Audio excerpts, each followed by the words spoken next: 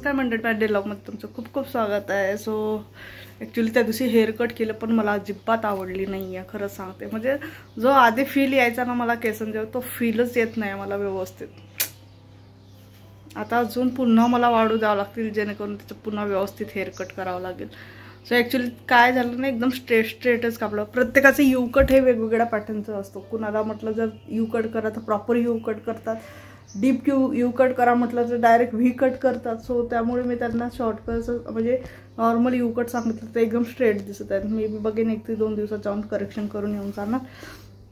त्यानंतर आज मॉर्निंगचं अपडेट असं आहे की आई सकाळीच निघून गेली गावाकडे, कारण आज स्कूल होती. बाबांचं थोडंसं प्लॅन होतं की म्हणजे आज काही ट्रीटमेंट होतं त्यांचं. सो एक ट्रीटमेंट मॉर्निंगला झाली. त्यानंतर मी गेली अन्वीला आणायला आणि आत्ता गेलेले आहेत. त्यांची दुसरी ट्रीटमेंट दुसऱ्या हॉस्पिटलला होती. सो तिथे गेलेले आहेत. तिथूनच गावाकडे ते रिटर्न जाणार आहेत, कारण काय काम आहेत बहुतेक त्यांना गावाकडे. सो असं आहे. आणि अन्वीला घेऊन आली मी घरी. तिचं जे पण काही रुटीन असतं आता ते सगळं दिवसभराचं तिचं सुरू राहील. दुसरी गोष्ट, काल संडे होता. सो काल फुल एन्जॉय फॅमिली टाईम स्पेंड केलेला आम्ही सगळ्यांनी सोबत. स्नेहकडे गेलो, त्यानंतर इकडे संध्याकाळी मेघाकडे गेलो. 1-2 कामं होती दुपारला, सो ते पण कंप्लीट करून घेतली.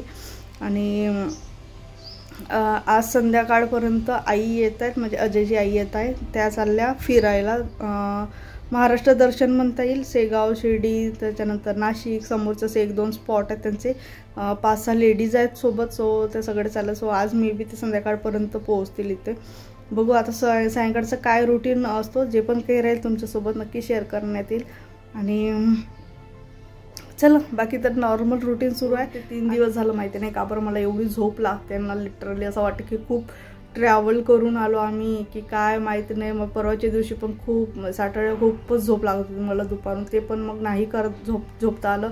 हेअरकट वगैरे करायचं होतं. सो तिथे निघून गेली. मग संडेला रात्रीला अन्वीने झोपूच दिलेलं नाही आहे. म्हणजे सॅटर्डेलाच रात्री अन्वीने झोपू दिलं नाही, कारण दिवसभर ती खेळत जर असली. त्यानंतर आम्ही बाहेर हॉटेलला गेलो होतो सेलिब्रेशनसाठी. तर त्या दिवशी ती रात्री तिने झोपूच दिलं नाही. कंटिन्यू रडत होती रात्रीला, का बरं माहिती नाही. सो त्या पण रात्री झोप झाली नाही. त्यानंतर काल पण मला दिवसभर झोपच वाटत, कारण रात्री झोप झालेली नव्हती.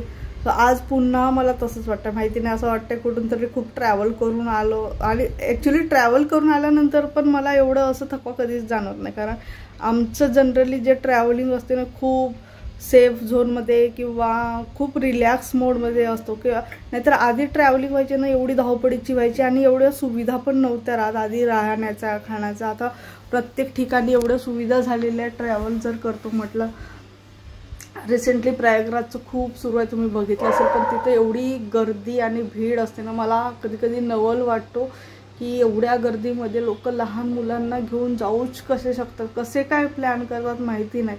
तुम्ही बाकी वेळेला जाना की नाहीतर मग एवढी देवस्थान आहे जिकडे आपण जाऊ शकतो चांगल्या ठिकाणी. माहिती नाही लोकांना अशाच वेळेला आणि अशाच गर्दीत जायचं असतं. काय लॉजिक आहे ना माहिती नाही. म्हणतात असं खूप काही आहे असं, पण शेवटी सेफ्टी ते सेफ्टीच असतं फर्स्ट. सो भरपूर सुरू आहे. सगळीकडून एकच न्यूज येते की प्रयागराजला जात आहेत. आणि आत्ता तर रिसेंटली काल तर परवाच्या दिवशी अजून काही लोक निघाले तर माहीत झालं. आणि आज सकाळी न्यूजमध्ये पण माहीत झालं की रस्त्यामध्येच अडवत आहेत आधीच, म्हणजे समोर गाड्याच जाऊ देत नाहीत, कारण ऑलरेडी तिथे एवढं रश झालेलं आहे की समोर गाड्याच पास होऊ देत नाहीत. काय मिळाली का?